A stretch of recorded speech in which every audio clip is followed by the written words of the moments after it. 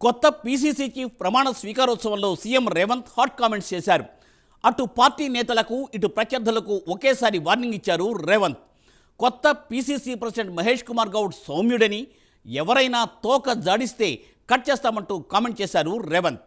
మహేష్ కుమార్ వెనుక తానున్నానని చెప్పుకొచ్చారు ఆయన. అయితే ప్రస్తుతం రేవంత్ వ్యాఖ్యలపై కాంగ్రెస్తో పాటు మిగిలిన పార్టీల్లో కూడా చర్చ జరుగుతోంది. అయితే రేవంత్ ఎవరిని ఉద్దేశించి ఈ వ్యాఖ్యలు చేశారు అన్నది ఇప్పుడు ఆసక్తికరంగా మారింది.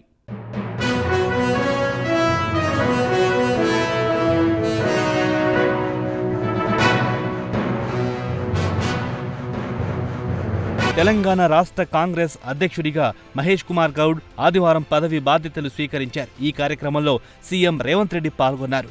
ఎన్ని ఇబ్బందులు ఎదురైనా తెలంగాణ రాష్ట్ర ఏర్పాటు కలను సోనియా గాంధీ నెరవేర్చారన్నారు. పీసీసీ చీఫ్కు పార్టీ అంతా అండగా నిలబడాలంటూ సీఎం పిలుపునిచ్చారు. తెలంగాణ ఇచ్చినా కాంగ్రెస్కు 10 ఏళ్లు అధికారం దక్కలేదన్నారు. గత ప్రభుత్వ పాలనలో ఏ వర్గం సంతోషంగా లేదని చెప్పారు. ఎన్నో పోరాటాలు చేసి తెలంగాణలో ఇందిరమ్మ రాజ్యం తెచ్చామని, కాంగ్రెస్ విజయంలో కార్యకర్తలదే కీలక పాత్ర అని స్పష్టం చేశారు.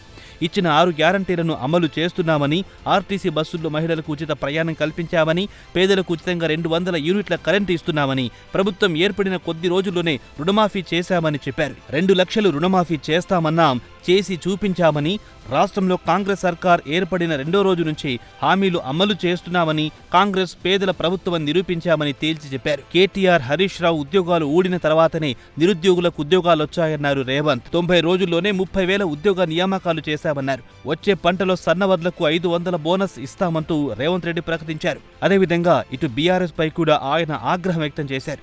రాష్ట్ర ప్రభుత్వం ప్రజలకిచ్చిన మాట ప్రకారం రుణమాఫీ చేశామంటూ ఆయన అన్నారు. కానీ బీఆర్ఎస్ ఎమ్మెల్యే హరీష్ రావు రాజీనామా చేయకుండా డ్రామాలాడుతున్నారన్నారు. హరీష్ రావు, మేం రుణమాఫీ చేశాం, రాజీనామా చేయకుండా నువ్వెక్కడ దాక్కున్నావు అంటూ మాజీ మంత్రిని సీఎం రేవంత్ రెడ్డి ప్రశ్నించారు.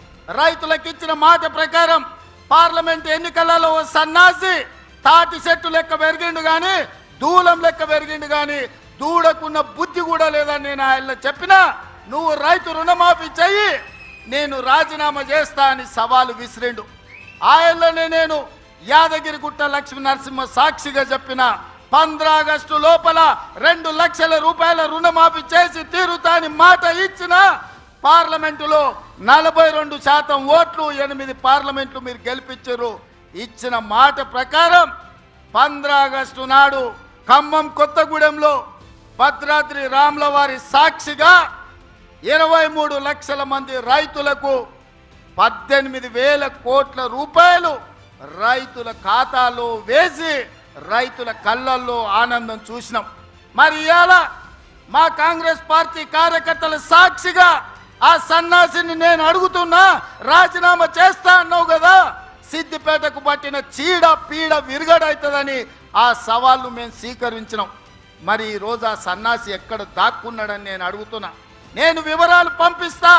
2 లక్షల వరకు ప్రతి రైతుకు ఈరోజు రుణమాఫీ చేసిన చరిత్ర, ఇచ్చిన మాట నిలబెట్టుకున్న చరిత్ర.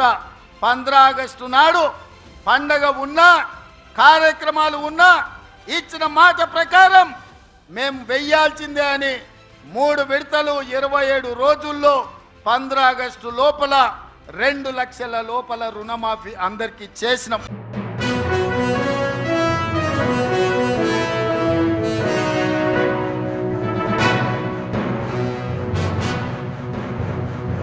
ఇటు అరికెపూడి గాంధీ, కౌశిక్ రెడ్డి ఇష్యూపై కూడా సీఎం రేవంత్ రెడ్డి స్పందించారు. కొందరు కావాలని గొడవలు సృష్టించాలని చూస్తున్నారని, కాంగ్రెస్ కార్యకర్తల జోలికొస్తే ఊరుకోమన్నారు.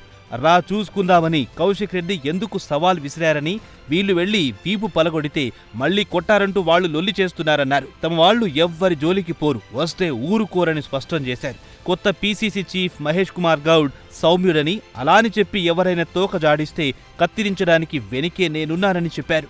కాంగ్రెస్ కార్యకర్తలకు అండగా ఉంటా అంటూ సీఎం రేవంత్ స్పష్టం చేశారు. వాడొకడు వీడొకడు మోపైండు, వాళ్ళు వీళ్ళు వాళ్ళ చెంచాగాళ్ళు కార్యకర్తల మీద కేసులు పెట్టాలనో, కార్యకర్తల మీద దాడులు చేస్తామనో ప్రయత్నం చేస్తారు. మన ఇంటికి వస్తామని చెప్పారు, కానీ మనోళ్ళే వాళ్ళ ఇంటికి పోయారు. చింతపండు అయినాక చెప్తారు మా ఇంటికి వచ్చి తన్నీరండి, సంకనాకనిక విలువాలనా, రా చూసుకుందామని. అందుకే నేను చెప్పిన, నేను లేను, శాంతి భద్రతలు వస్తానే చూసి శాంతి భద్రతలను సరిదిద్దండి అని చెప్పిన. మా కార్యకర్తలు ఎవరి జోలికి పోరు. కానీ ఎవరన్నా మా జోలికి వచ్చి మా మంచితనాన్ని చేతగాని తనం అనుకుంటే చింతపండు అవుతుందని నేను చెప్పదలుచుకున్నా.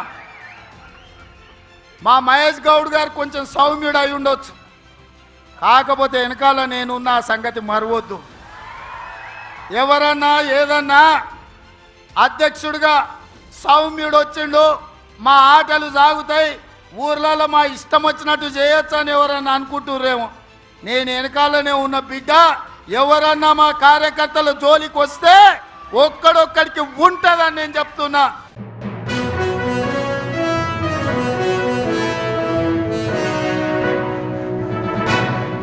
మరోవైపు టీపీసీసీ కొత్త చీఫ్ మహేష్ కుమార్ గౌడ్ మాట్లాడుతూ గాంధీ భవన్ దేవాలయం లాంటిదన్నారు. తనకు సోనియా గాంధీ ఓ దేవత అన్నారు. కాంగ్రెస్ కార్యకర్తలు దేవుళ్లాంటి వారని చెప్పారు. ఆ తర్వాత సీనియర్ నేత విహెచ్ మాట్లాడారు.